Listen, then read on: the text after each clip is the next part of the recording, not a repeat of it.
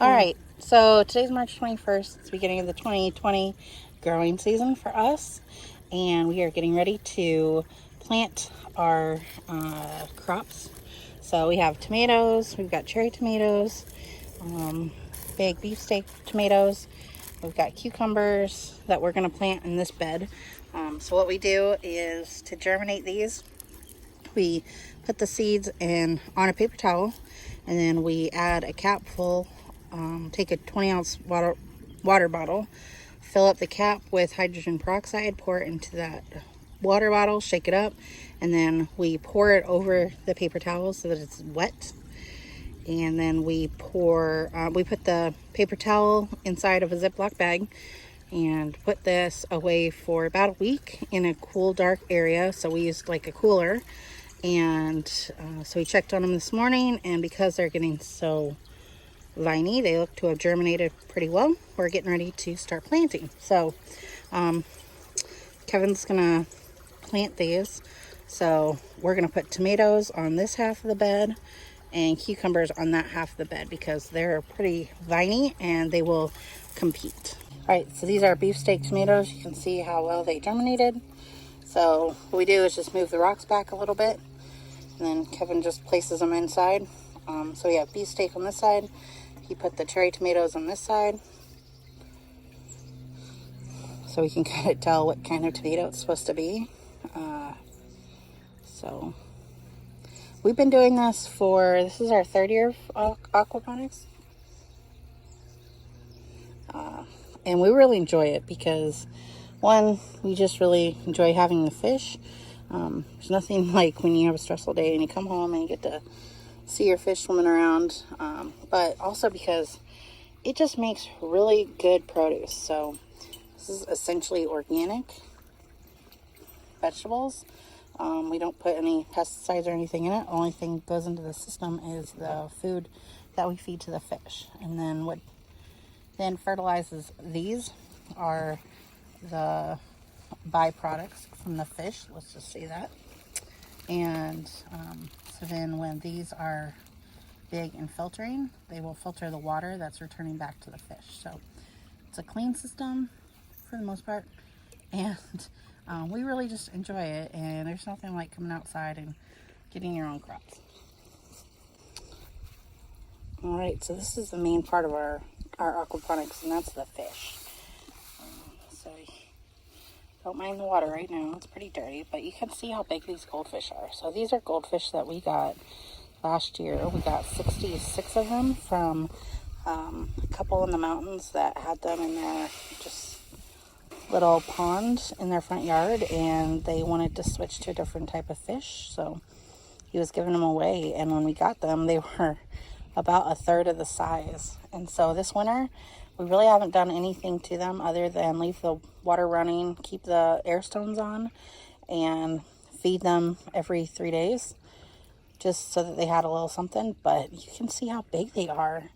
The oldest one in here, you can see this one at the top, right here. That one is 10 years old. So that was the biggest fish we got from this couple. And then we also have 6 other fish that we had at work that we had in a tote like this. And we were trying to do a green initiative where we could show that the fish could be self-sustaining. And eventually they wanted to just get rid of it. So I said I'd be happy to take the fish. And I'm pretty sure that some of them are part koi, because they've got long fins. I'm trying to see if I can see any right now. What's nice about these goldfish is that there are some that are dark, so I don't know how well this is picking up, but some of these goldfish are dark, like gray, brownish. But as the plants continue to grow, they're going to filter the water out more. We have the air stones off right now, so you can see the fish a little bit better. But the water is definitely cloudy, but like I said, we cleaned out the beds today. Let some water drain in and out, and that created some bugs to get kicked up that were living in there. And so I think that's what the fish are getting right now. because they're not usually this active and friendly. They know us. They know we are going to feed them, but yeah. So here's another angle of the fish. So we have a screen and kind of lift it off so you can see it better, but they are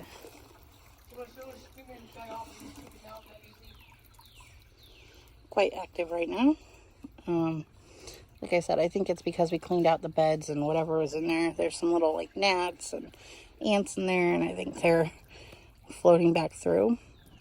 So here's our second bed. So we're gonna put broccoli in here, cantaloupe, and some bell peppers. And then in our small system, we're gonna put lettuce and green beans. So let me kind of explain the way this system works. So we have a pump in the bottom of this tank. So obviously we feed the fish, and then their disposals, their urine and feces, right? They get sucked up from this pump. They come up to this bucket, and inside the bucket there is a swirl filter. So it's basically a T that has ends that direct the water. So it swirls the water through the bucket down to the bottom. So the heavy sediment falls to the bottom, and then we clean that out.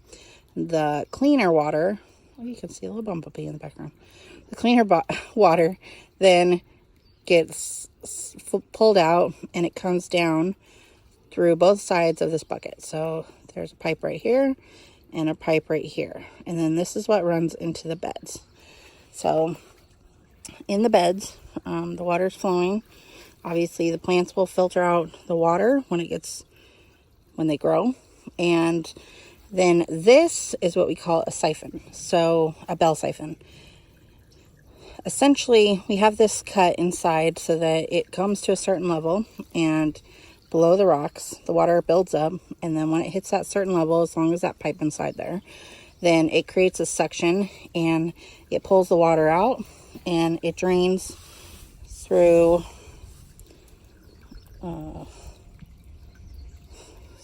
this pipe, and then comes out. So it's meant to drain out. It fills to a certain level, and then it drains completely, and that allows the oxygen to get to the plant roots, so it's not fully submerged in water all the time. This is one of the biggest challenges, just trying to make sure that the siphon's working correctly. So it has to do with the water pressure coming in. It also has to do with the length of your pipe and the level of your bed. So that's been fun to play around with. This is something that we've just been kind of building and experimenting with. And so we built these two beds last year. This is from our deck. We pulled out the deck a couple years ago, and we used the wood so that we could build this. So this is a 300-gallon tote that we cut the lid off of. And the lid is one of these beds. So we turned it upside down and cut a hole in it for the siphon. And then we also had another one that we cut for this. And so it's really been a lot of materials that we fortunately haven't had to pay for. Of course, we paid for the deck with the house, but we really wanted a patio instead of a deck. So that worked out well. We were able to reuse this. So we built this last year. It's very sturdy, which is why I really like it and pretty proud of it. So, planting broccoli.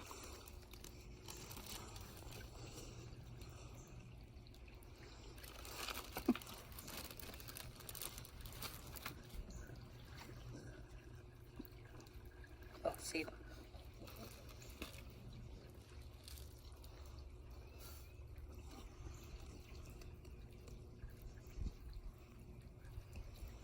They're tiny seeds. They were smaller than that. Like, not bigger. So last year we saw the plants started to kind of pop up about a week after we planted them. So hopefully in a week from today, we can do an update video and show you some of the plants growing. We've never grown broccoli, so it'll be the first year for that. Tomatoes and cucumbers were a huge success last year. It got really hot really quick, so we weren't able to get them both grown at the same time. The cucumbers grew first, and then the tomatoes grew after that in the fall. So first time planting broccoli. We did green peppers last year. We got 1 or 2 small peppers, but that was about it. We did try cantaloupe last year, and we did not have success with that. Maybe because it got too hot, so we're gonna give it a try again. All right, so this is our smaller unit. This is the same style we had when we first started aquaponics 3 years ago, and really it's just what kept getting us back into it. We loved it so much, we wanted to build a bigger version, and that's what's down there. So clearly we don't have fish in here yet. We ended up rebuilding this system last year because it was too wobbly, and now it's pretty sturdy now. We rebuilt it with, your guessing, the rest of the wood from the deck. So in here we are planning on circulating this for another week. It'll be fine with no fish in here for now, but we're going to circulate it for another week because this sat for most of the winter with no circulation, and so we added a little bit of tap water, so we don't want to poison the fish because there's chlorine in it. So we'll let this run for about a week, get the oxygen to it and dechlorinate, and then we should be able to pull 2 other fish out of this system and put them down here. So same thing, we have a pump down here. You can see it has a tube, it runs up, and then dumps back into the system. This is our siphon, so show kind of the way the siphon works. So inside the siphon we have this tube. So we have this tube down here, and that's really where you determine what length of, or how much water you want in your bed. Okay, and then we have this. So this is what helps pull the siphon. So we have holes cut in it so that if the rocks get in there, they won't mess up the siphon. But the other trick that we saw on YouTube is that people said if the roots get too long in the plants, then you can use these slits in it to twist, and it'll cut the roots so that they won't clog up the siphon. So this fits over here, and so basically when the water goes above that small pipe, then it will create a suction with this pipe, and so that's what causes the siphon.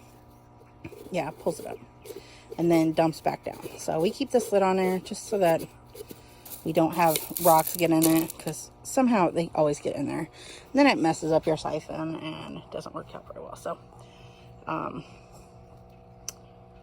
yeah. So in here we're putting lettuce, and this is the first year doing lettuce. So, I mean, people grow it really well in aquaponics and hydroponic systems. We've just never grown it. And then we have green beans that we're going to grow. And green beans are tricky because they're super sensitive to heat. So hopefully it doesn't get too hot. It's already in the 70s, and it was in the 80s here in Charlotte yesterday. So hopefully it doesn't get too hot and they don't burn up, because every year we battle this. So we want to get some green beans this year. So here's our lettuce. Oh, it did germinate kind of well. A little bit.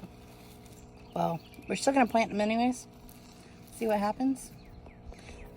All these seeds we got from Dollar Tree, so take it for what you will. I know there's probably a lot better seeds that you can get, but this is where we get our seeds from, because if they don't work, they don't work, and it's not the end of the world. So here's our green beans.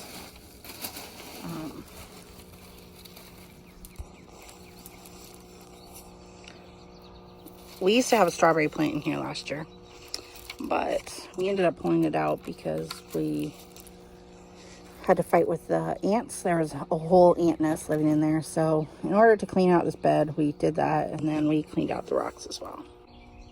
All right, so these are our green beans. They germinate like crazy. So you can see, again, this is only germinated 1 week ago. So these are some of our green beans. I'm gonna go ahead and plant these.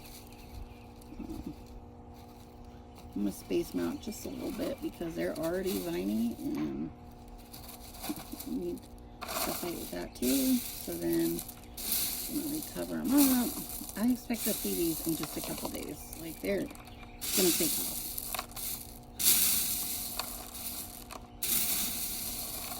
So recolor these